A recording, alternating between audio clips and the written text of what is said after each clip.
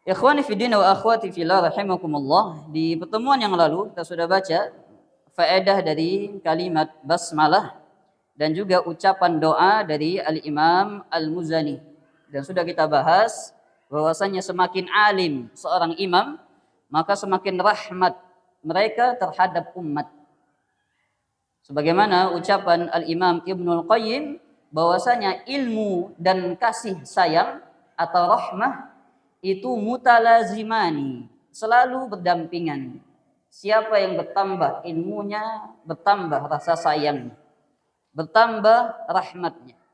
Oleh karenanya Nabi SAW manusia yang paling sayang kepada kita, karena beliau adalah manusia yang paling berilmu.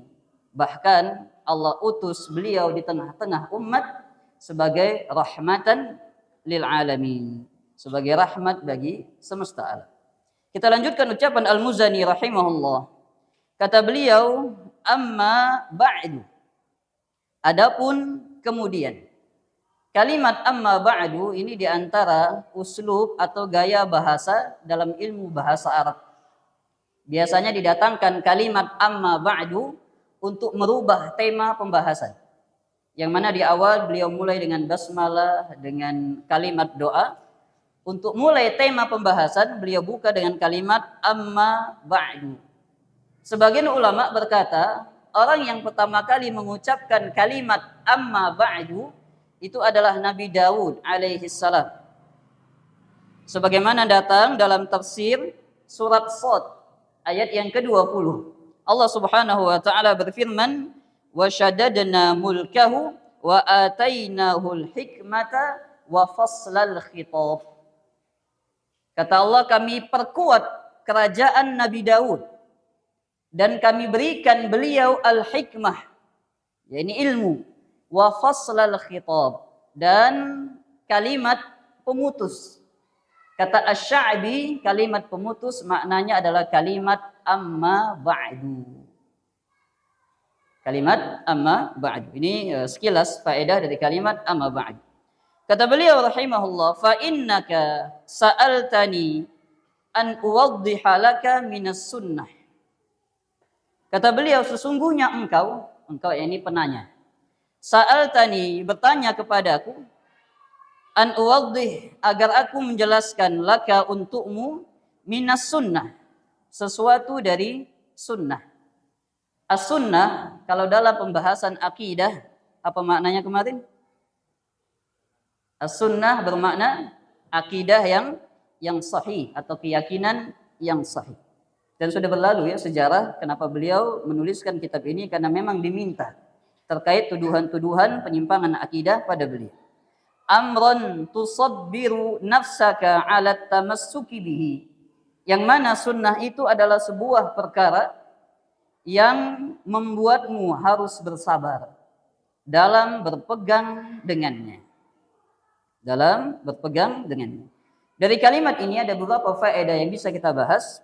Faedah yang pertama, di sini menunjukkan sebagian kitab para ulama itu mereka tulis bukan inisiatif mereka dari awal. Jadi sebagian ulama menulis kitab itu sebagian karena pertanyaan, karena permintaan. Asalnya bukan menyengaja untuk menulis. Di sini Al-Imam Al-Muzani, beliau menulis risalah ini karena memang diminta. Karena ulama-ulama lain ingin bertabayun bagaimana akidah Al-Imam Al-Muzani. Akhirnya beliau tulis. Demikian sebagian kitab-kitab akidah yang lain. Mungkin kita pernah dengar Aqidah Al-Wasithiyah, tulisan Al-Imam Ibnu Taimiyah. Beliau menulis itu karena diminta dari wasit. Dan beliau menulis Aqidah Wasithiyah hanya berjarak antara asar dan maghrib saja. Selesai risalah Aqidah Wasithiyah. Beliau tulis Aqidah Ahlussunnah di sini. Demikian kitab Hamawiyah, Tadmuriyah. Beliau tulis karena diminta dari Tadmur, diminta dari Humah, dari Syam. Maka ini diantara sebab-sebab penulisan kitab oleh para ulama. Kemudian faedah yang kedua, beliau berkata bahwasanya sunnah adalah sebuah perkara yang engkau harus bersabar. dalam berpegang teguh dengannya. Maka ini isyarat dari Al-Imam Al-Muzani terkait dengan orang yang berpegang teguh terhadap sunnah atau di atas sunnah. Dan ini diperkuat dengan hadis Nabi SAW. Kata beliau SAW, la ya'ti zamanun illa alladhi ba'dahu syarrun min.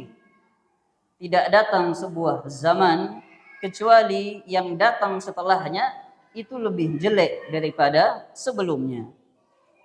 Hadis ini mengisyaratkan bahwasanya orang yang berpegang terhadap sunnah di setiap zaman, semakin berlalu zaman, semakin berat.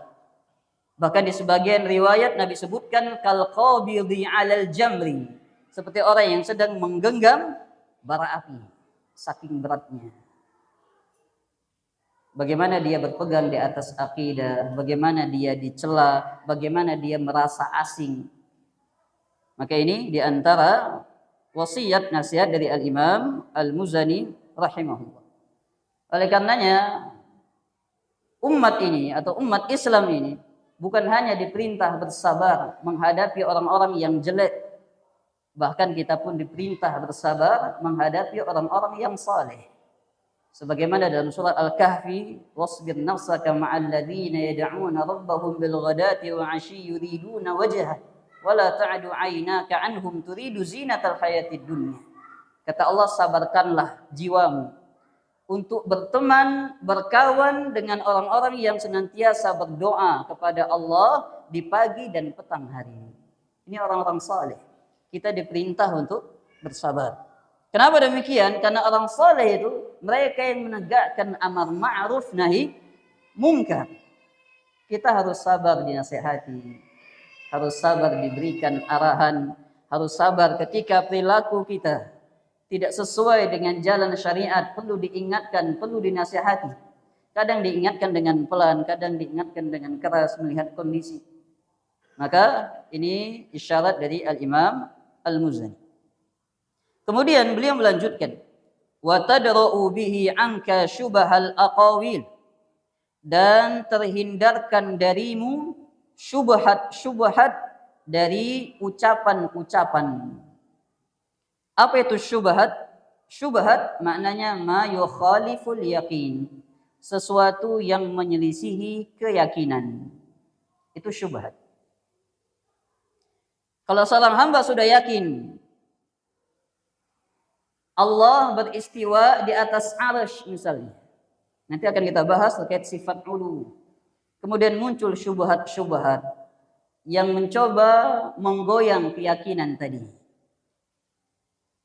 Karena dia menyelisihi keyakinan yang sudah dibangun di atas akidah Ahlussunnah wal Jamaah, dikatakan syubhat.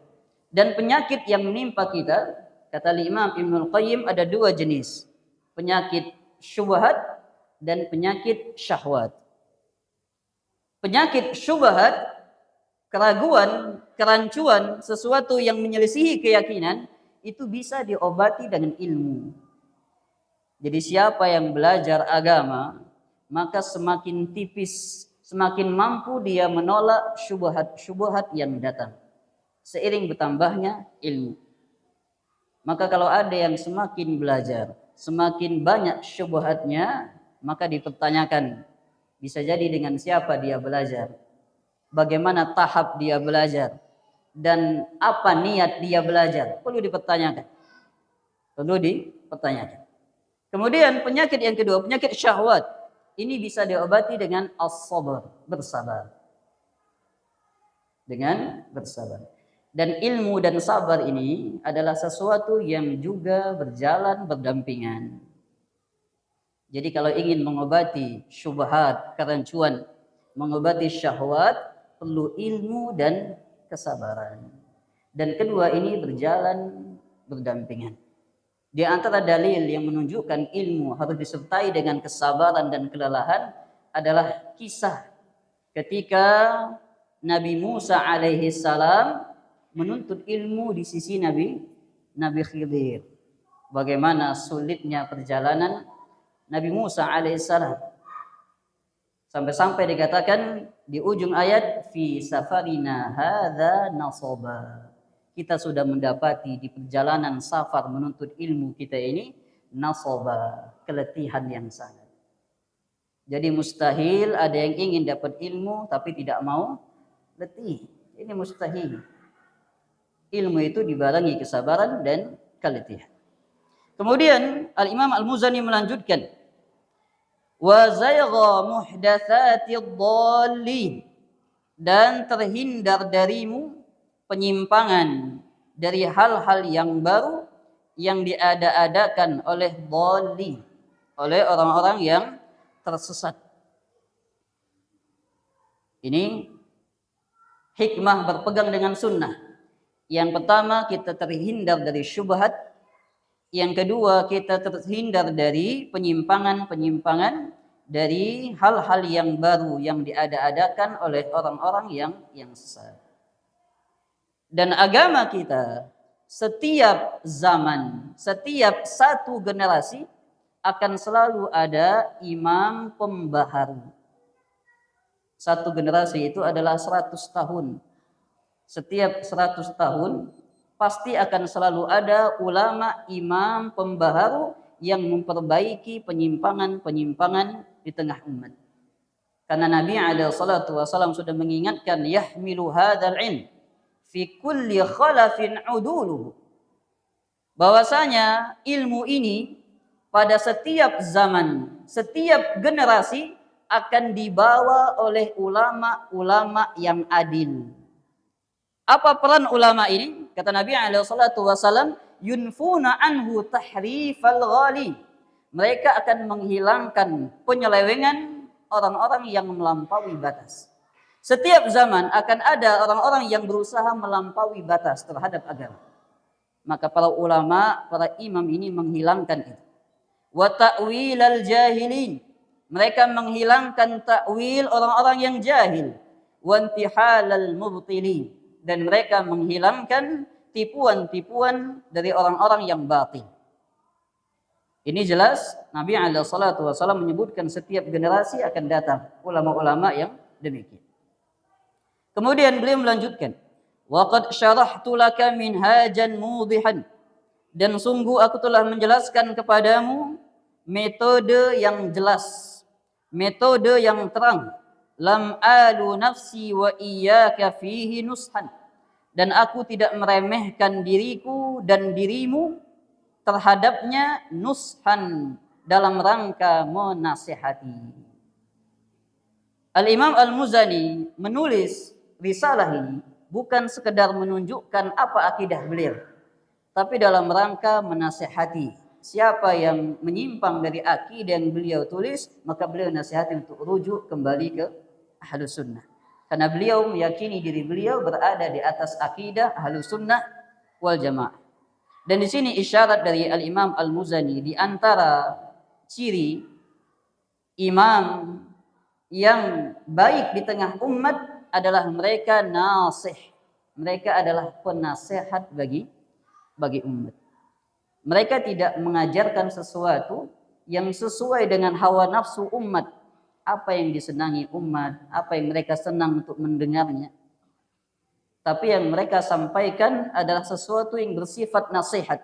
Suka atau tidak suka umat mendengarnya. Tersinggung atau tidak. Marah atau senang.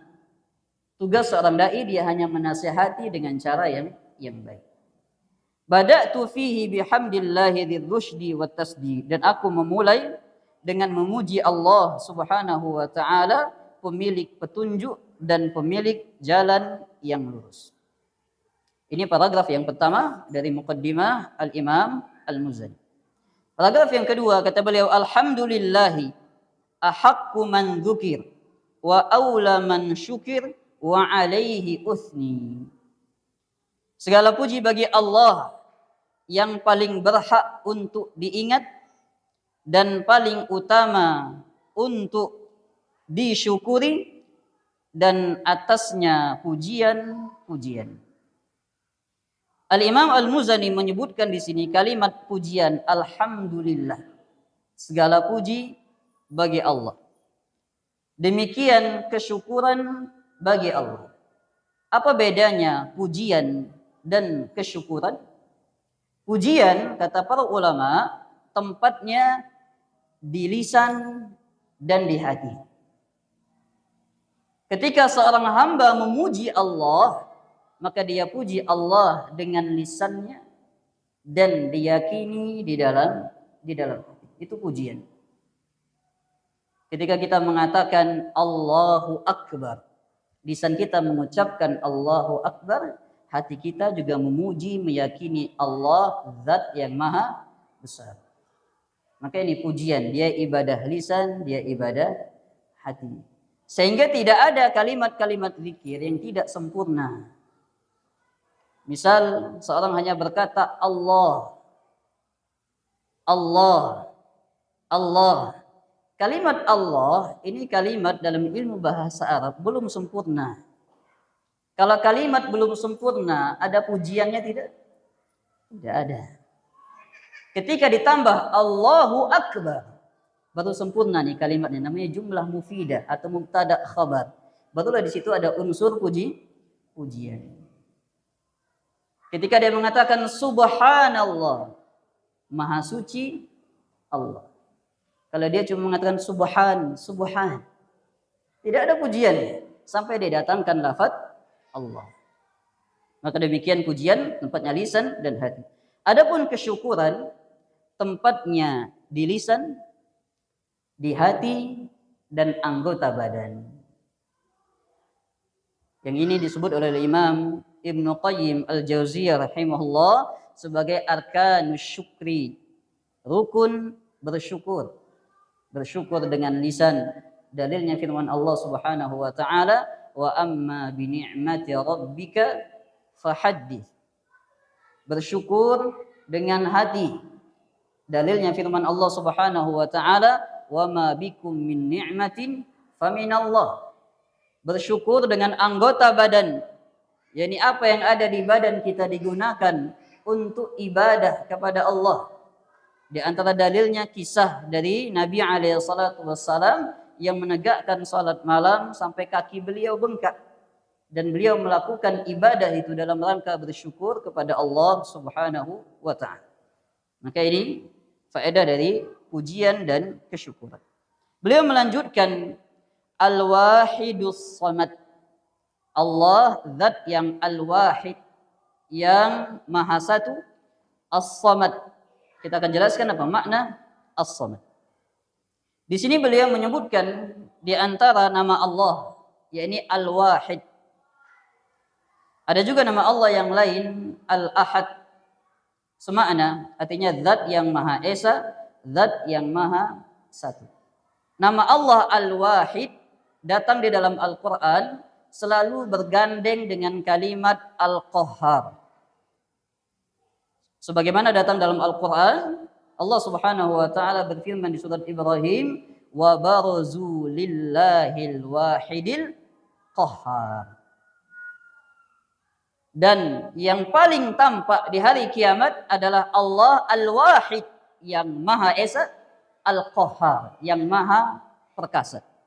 Kenapa selalu digandengkan Maha Esa dan Maha Perkasa? Kalau Allah yang bersifat satu-satunya, maka tidak ada tandingan bagi Allah dalam keperkasaan. Sehingga di Al-Quran digandengkan selalu Al-Wahid dengan Al-Qahhar.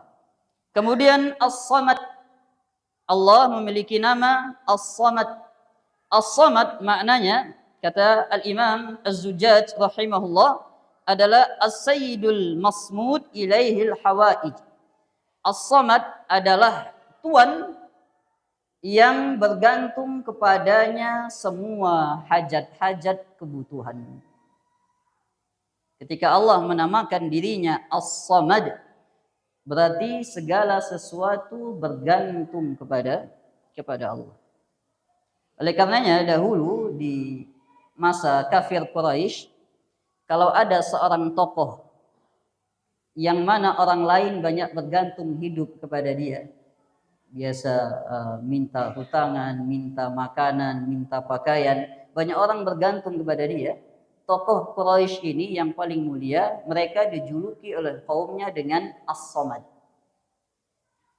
Adapun saat ini nama Allah Subhanahu wa ta'ala dilarang seseorang memiliki julukan As-Samad. Karena itu julukan dari kafir Quraisy kepada tokoh-tokoh mereka. Menunjukkan orang lain memang sangat butuh kepada dia. Laisa lahu sahibatun wala walada.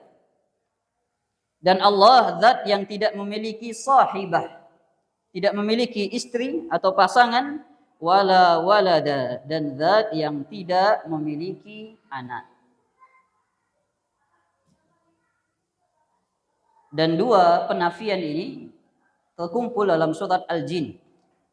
Allah sebutkan di ujung ayat, mattakhadha sahibatan wala walada. Allah itu tidak mengambil istri atau pasangan, dan Allah tidak pula mengambil seorang anak.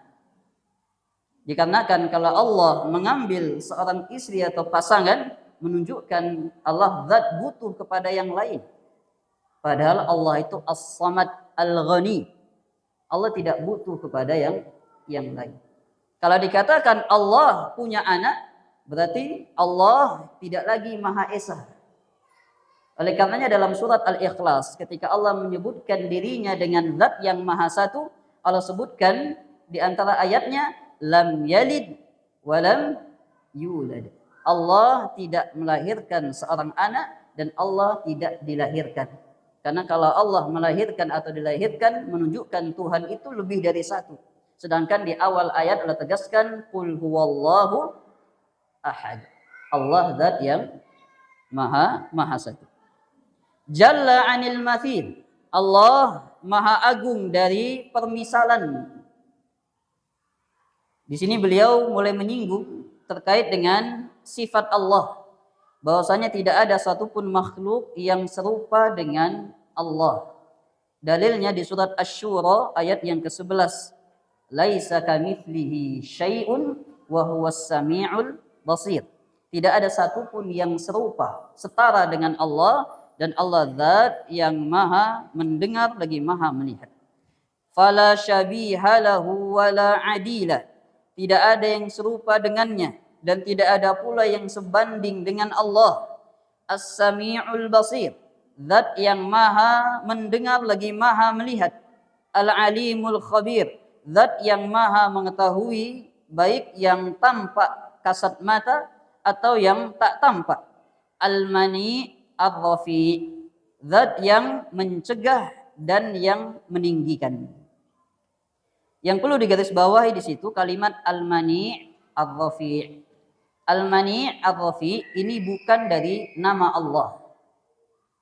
Al-Imam Al-Muzani memasukkan di sini Al-Mani Ar-Rafi ini dalam rangka mimbabil ikhbar, dalam rangka mengkabarkan bahwasanya Allah itu mani. Mani itu yang paling berkuasa untuk mencegah. Dan kalimat mani datang di dalam hadis pada kalimat zikir setelah salat. Allahumma la mani'a lima a'taita wala muni'ta wala muni'a lima mana'ta wala yanfa'u dzal jaddi minkal jadd. Di situ ada kalimat la mani'a lima a'taita wala mu'tiya lima mana'ta. Ar-Rafi', kalimat Ar-Rafi' ini datang di dalam Al-Quran, firman Allah Subhanahu wa Ta'ala, Rafi'ud darajat. Allah zat yang Rafi', mengangkat derajat-derajat para makhluk. Sehingga beliau bawakan Al-Mani Ar-Rafi' ini bukan dalam rangka asma dari nama-nama Allah, tapi dalam rangka al-ikhbar. Maka ini muqaddimah, dua paragraf dari Al-Imam Al-Muzani rahimahullah. Di paragraf yang kedua, beliau menggunakan kalimat-kalimat yang bagus. Kalimat-kalimat yang indah, kalimat-kalimat retorika. Alhamdulillahi ahaqqu man dzukir wa aula man syukir wa alaihi uthniya al-wahidus samad laisa lahu sahibatun wala walad jalla 'anil mathili fala syabiha lahu wala 'adil as-sami'ul basirul alimul khabirul mani'ur rafi'.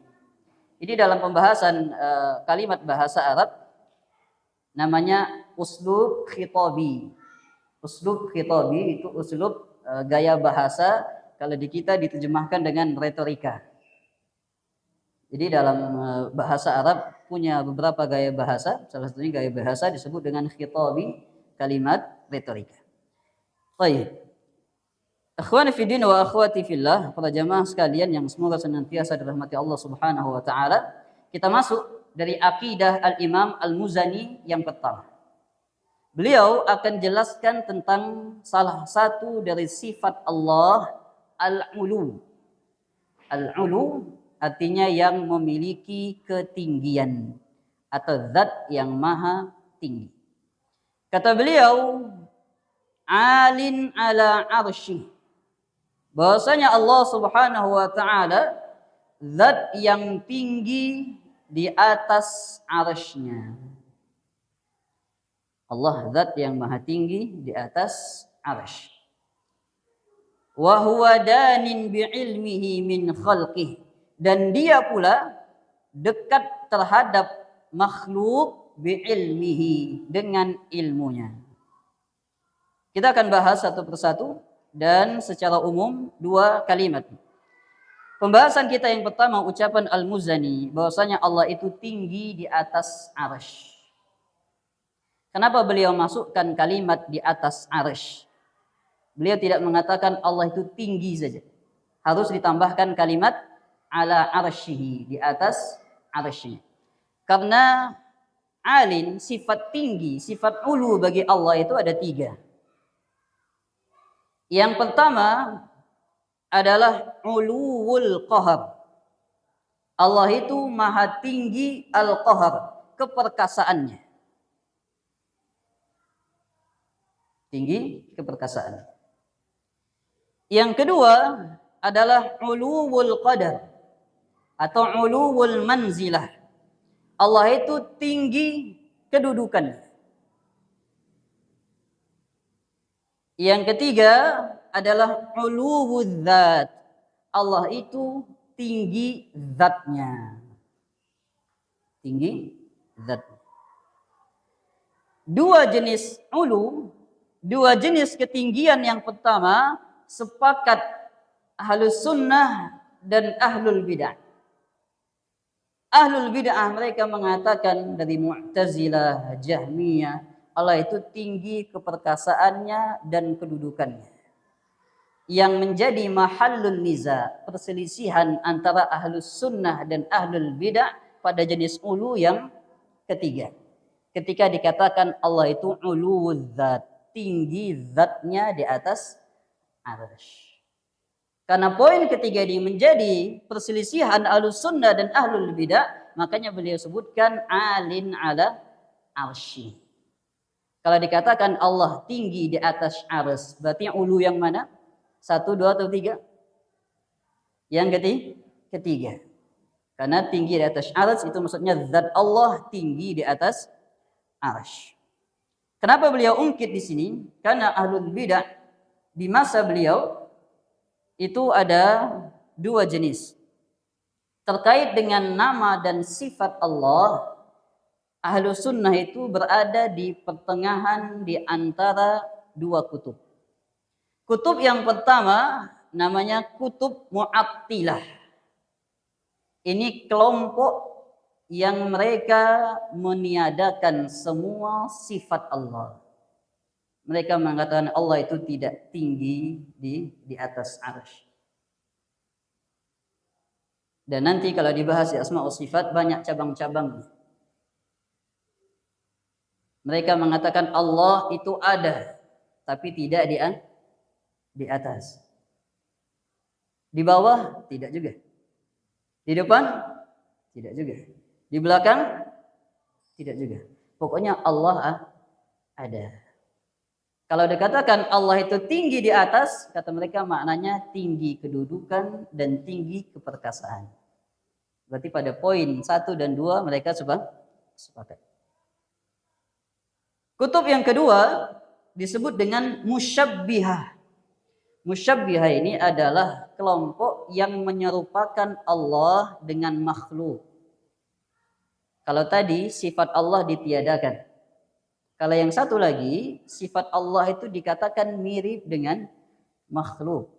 Ini pun penyimpangan.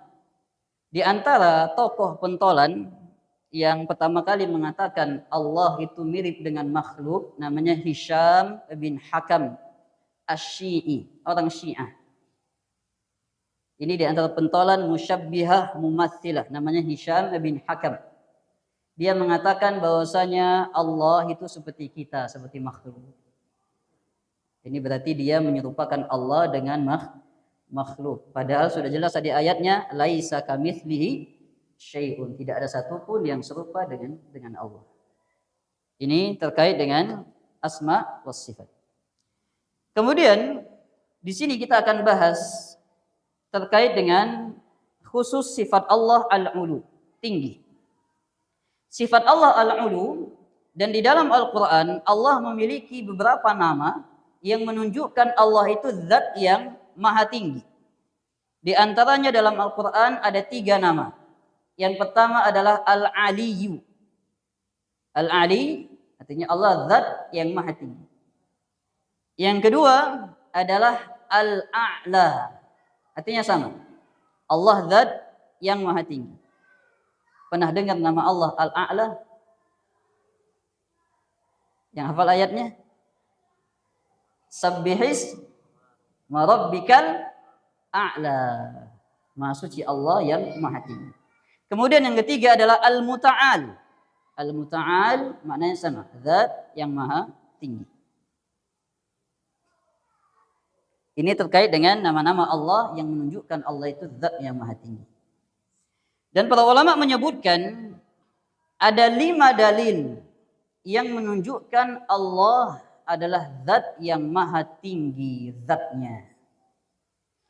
Dalil yang pertama adalah dalil yang datang di dalam Al-Quran. Di dalam Al-Quran, ayat yang khusus menyebutkan Allah di atas arsy itu ada 7 mawadhi'. Ada 7 tempat di dalam Al-Quran yang menyebutkan Allah itu zatnya tinggi di atas arsy. Pertama datang di surat Al-A'raf. Kedua datang di surat Yunus. Ketiga datang di surat Ar-Ra'd. Keempat datang di surat Thaha. Kelima datang di surat Al-Furqan. Keenam datang di surat As-Sajdah. Yang ketujuh di surat Al-Hadid. Di 7 tempat ini Allah menegaskan bahwasanya zat berada di atas arsy. Di 6 tempat dengan kalimat tsummastawa 'alal arsy. Kemudian Allah beristiwa di atas arsy. Yang berbeda cuma di surat Thaha saja. Di surat Thaha lafadznya Ar-Rahmanu 'alal arsyis tawa. Ar-Rahman di atas arsy beristiwa. Ini dalil Al-Quran. Belum dalil-dalil yang lain datang di dalam Al-Quran. Banyak dalilnya. Al-Imam Ibnul Qayyim rahimahullah, beliau bawakan hampir 21 lebih sisi pendalilan di dalam Al-Quran menunjukkan Allah itu tinggi zatnya di atas arsy. Ini yang pertama. Dalil yang kedua adalah dalil dari sunnah atau hadis Nabi sallallahu alaihi wasallam. Yang paling terkenal adalah kisah jariyah, kisah budak perempuan dari Muawiyah bin Hakam. Hadisnya ada dalam Sahih Muslim, riwayat Al-Imam Muslim. Kisah seorang jariyah yang mana budak perempuan ini adalah budaknya Muawiyah bin Hakam. Asalnya diperintahkan untuk menjaga gembalaan kambing Muawiyah bin Hakam. Qadarallah, seekor kambingnya dimakan serigala. Kata Muawiyah bin Hakam bahwasanya aku manusia biasa. Aku bisa marah kama ya'safun, sebagaimana yang lain marah. Fasakattuha sakkah. Akhirnya aku tampar budak perempuan itu. Karena tadi kambingnya hilang satu. Ini sifat manusiawi ya, kata sahabat. Walaupun mereka generasi terbaik umat ini, mereka punya sifat manusiawi, bisa marah. Setelah beliau menampar budak perempuannya, kemudian beliau mengadu kepada Nabi alaihi salatu wassalam. wahai Rasulullah, boleh tidak ini aku melakukan demikian dan demikian, bagaimana kafarahnya, aku bebaskan saja? Kata Nabi, datangkan budak perempuan itu. Ketika budak perempuan ini datang, maka Nabi bertanya kepadanya untuk memastikan keimanan budak perempuan ini. Kata Nabi, Aina Allah? Di mana Allah? Yang mana pertanyaan ini adalah pertanyaan yang paling tidak disukai oleh orang-orang yang meniadakan Allah di atas arasy. Tapi ini ditanya oleh Nabi kepada budak perempuan, Aina Allah? Di mana Allah? Kata jariyah, kata budak perempuan ini, fis sama, di langit. Kita akan jelaskan apa makna di langit. Kemudian Nabi bertanya lagi, man ana? Siapa saya? Kata beliau, Rasulullah, engkau Rasulullah. Kemudian Nabi berkata, a'tiqha fa innaha mu'minah. Bebaskan budak perempuan ini karena dia adalah budak perempuan yang mukminah. Ini di antara dalil yang digunakan oleh para ulama yang menjadi dalil sharih yang jelas bahwasanya Allah punya sifat tinggi zatnya di atas arsy. Karena wanita itu berkata fis sama. Kata para ulama, makna fis sama itu ada dua. Fis sama bisa bermakna alas sama. Fi bermakna ala. Artinya di atas langit. Fis sama bisa bermakna fil ulu. Di ketinggian. Jadi bisa diartikan di atas langit, di atas arsy, bisa diartikan fis sama fil ulu, di ketinggian. Hadis ini oleh ahlul bidah berusaha untuk diotak-atik, dirancukan. Bahkan sebagian mengatakan hadis ini hadis yang dhaif, hadis yang lemah, walaupun berada di Sahih Muslim hadisnya lemah. Karena datang di riwayat lain, Nabi tidak bertanya aina Allah. Cuma di Sahih Muslim ada pertanyaan di mana Allah. Maka dijawab oleh para ulama terkait yang berusaha mengkaburkan hadis ini. Bahwasanya pembahasan yang pertama, hadis ini adalah hadis yang diterima oleh para ulama dari masa dahulu sampai sekarang. Dari masa dahulu sampai sekarang para ulama menerima hadis ini. Bahkan Al-Imam Asy-Syafi'i itu berdalil, berhujjah dengan hadis ini. Yang berusaha didhaifkan, dilemahkan supaya tidak dipakai. Ternyata Imam Syafi'i menggunakannya. Dalam bab apa beliau menggunakan hadis ini? Al-Imam Asy-Syafi'i menggunakan hadis ini tentang bolehnya membebaskan budak yang beriman. Karena Nabi perintahkan untuk dibebaskan. Imam Syafi'i berhujjah dengan hadis ini di pembahasan fikih. Menunjukkan Imam Syafi'i tidak menolak hadis ini. Nah, maka ini terkait dengan orang yang berusaha mengkaburkan hadis jariyah. Ini dalil yang kedua. Dalil yang ketiga yang menunjukkan bahwasanya Allah beristiwa di atas arsy adalah dalil ijma', dalil kesepakatan para ulama. Kesepakatan para ulama. Kalau kita baca nukilan-nukilan kesepakatan para ulama, lebih dari 10 ulama yang menukilkan kesepakatan bahwasanya Allah itu beristiwa di atas arsy. Sebagian menyebutkan 10 kesepakatan, sebagian menyebutkan ada 11 nukilan kesepakatan. Di antara yang menukilkan sepakat para ulama adalah Al-Imam Ibnu Khuzaimah, murid dari Al-Imam Al-Muzani. Beliau menukilkan bahwasanya sepakat para ulama, mereka berakidah, berkeyakinan bahwasanya Allah itu alin ala arsy. Allah tinggi di atas arsy.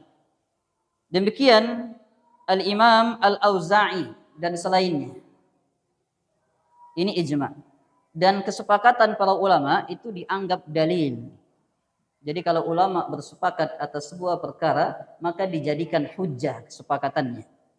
Kesepakatan ulama adalah hujjah. Karena Nabi SAW bersabda, la tajtami'u ummati ala dhalalah.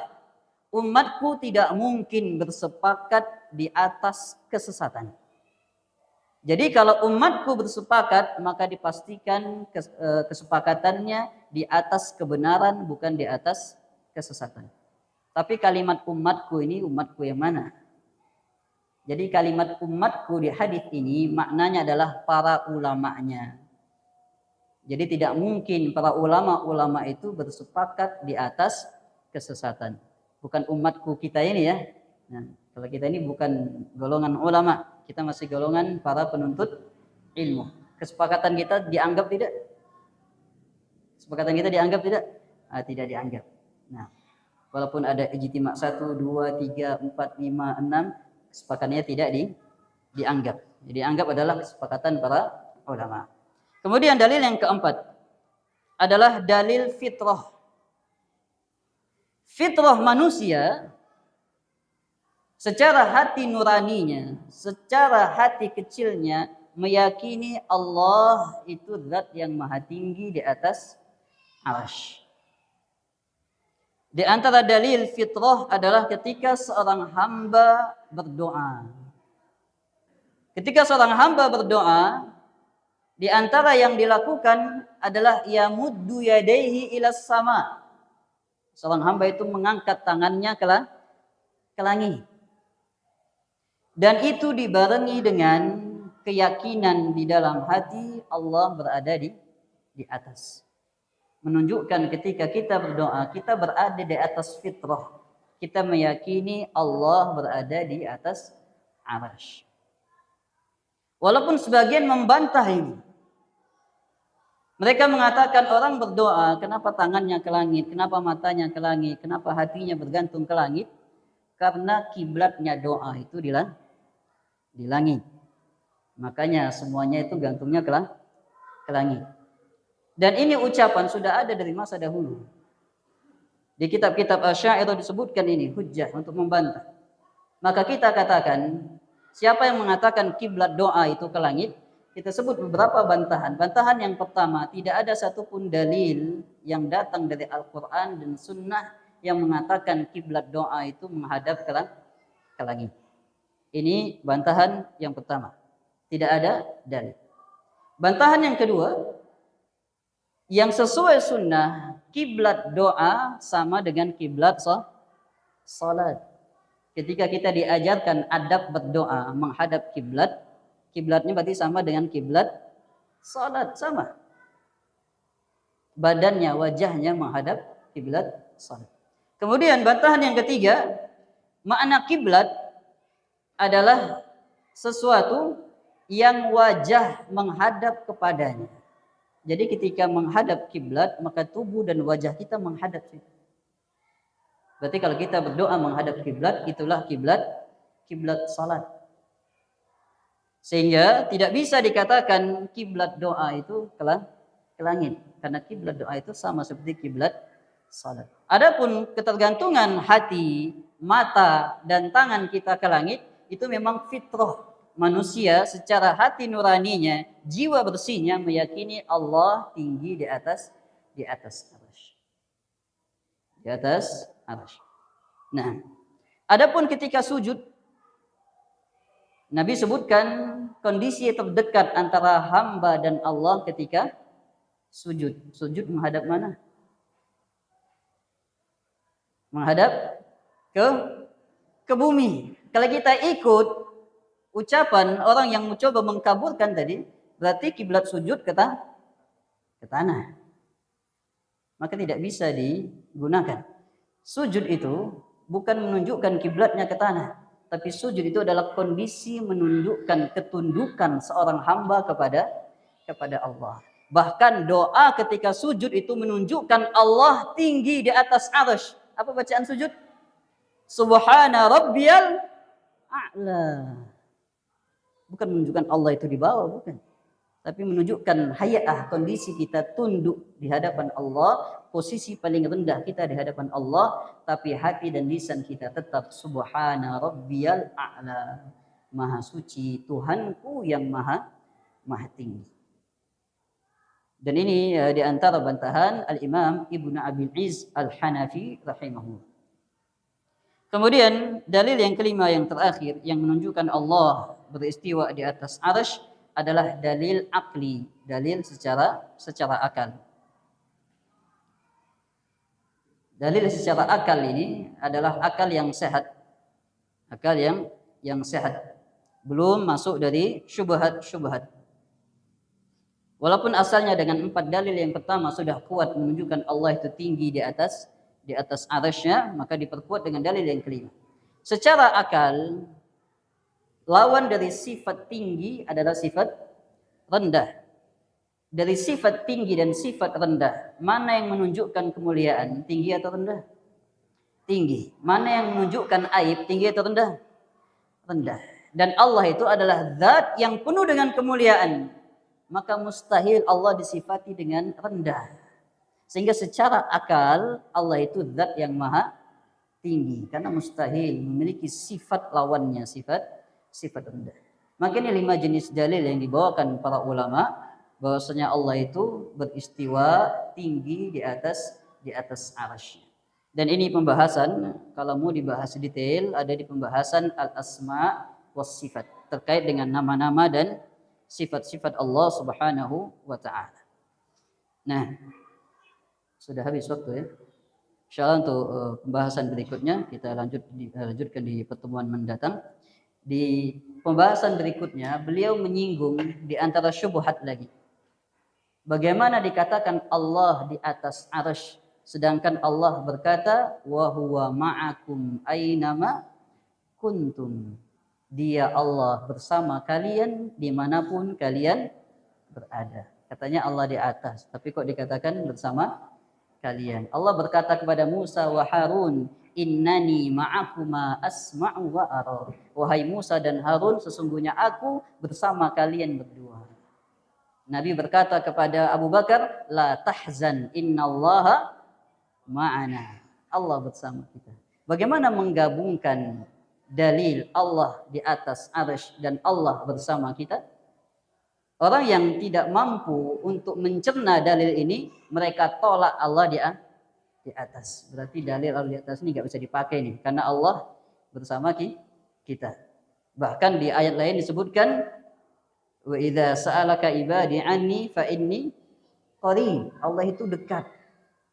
Kalau di atas ya jauh. Allah itu dekat. Mereka tolak Allah di atas dengan membenturkan 2 dalil. Dan kita katakan tidak ada dalil yang saling berbenturan satu sama lain. Yang bikin berbenturan adalah akal kita yang tidak pandai mencerna hadis, mencerna ayat-ayat di dalam Al-Quran. Sehingga la ta'arud fi ad-dalil Al-Quran dan Sunnah. Tidak ada pertentangan antara dalil Al-Quran dan Sunnah. Kita akan jelaskan di pertemuan berikutnya. Wa sallallahu ala nabiyyina Muhammad wa ala alihi wa sahbihi wa sallam. Subhanakallahumma wa bihamdika asyhadu an la ilaha illa anta astaghfiruka wa atubu ilaik. Tafaddalu hafizakumullah. Assalamualaikum warahmatullahi wabarakatuh.